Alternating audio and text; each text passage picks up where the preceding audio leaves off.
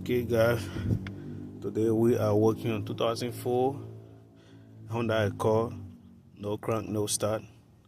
And before you do any job, try to ask the customer what's going on.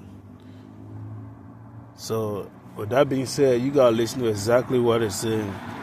Sometimes based on the explanation they're giving you, you can fix the car on that. So this lady said whenever this car will start, sometimes it will not start. And then she would try to move the wheel back and forth, and the wheel locked up. And then she kind of put the key in, mess with it again, it unlocked. So the reason the car was not starting is because of this thing right here. That's a security system here.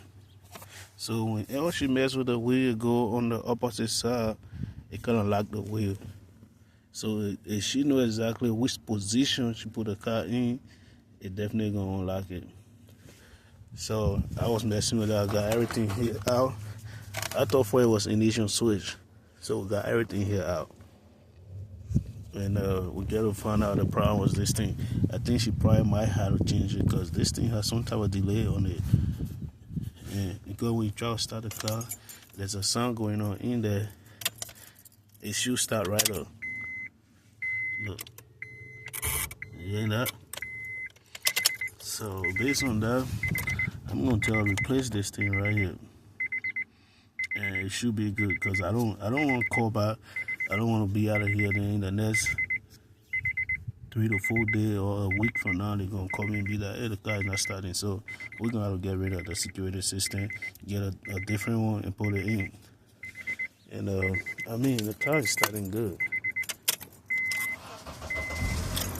but this thing has some type of problem. Other than that, everything is back on.